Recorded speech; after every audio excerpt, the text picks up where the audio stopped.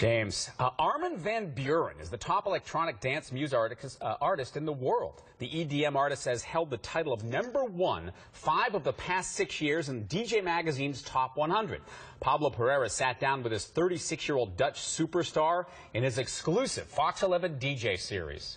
Just how big has Armin Van Buuren become? The electronic dance music DJ recently sold out New York's Madison Square Garden in just 2 hours. And earlier this month, he packed the house at the Hollywood Palladium, where we caught up with him for his record release party.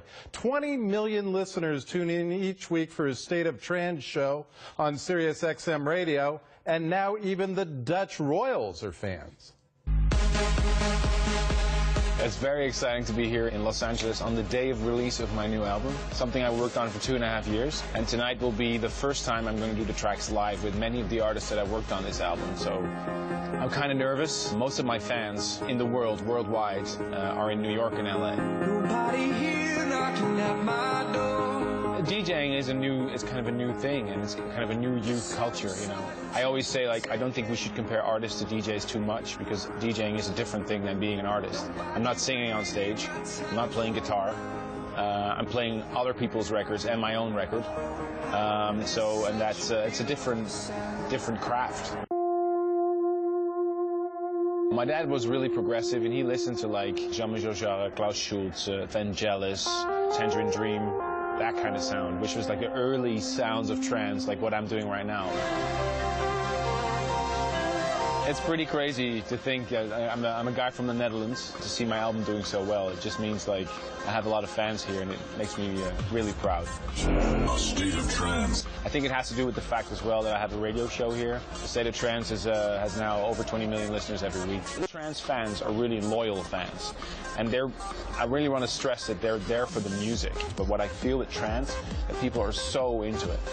The Trance family deserves all the credit for it. So they're the reasons why I'm sitting here and talking to you.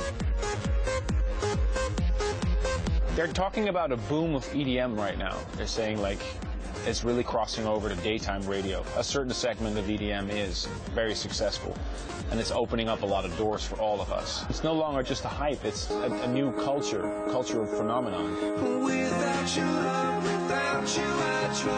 7 weeks ago, I got a phone call from the project director of the coronation for our new king, and they came up with the idea that I would perform with the Royal Dutch Symphony Orchestra. And it was not scripted, but something really extraordinary happened, that the king and queen decided to come off the boat on the shore to shake my hand. And that was world news.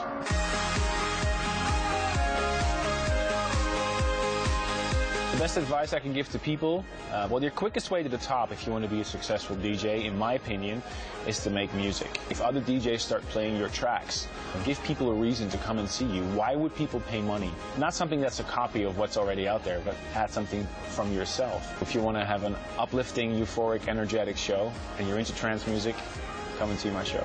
This is what it feels like.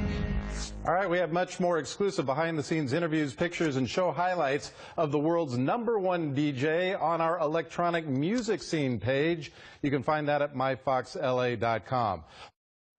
We got to come up with a DJ name for Pablo. I know. Who knew, right? Yeah. He loves his techno. All right, 5:52 is the time. So if you have a health question you need answered, now there's an app for that. Of course there is. We've got those details. Plus, Steve Noviello has your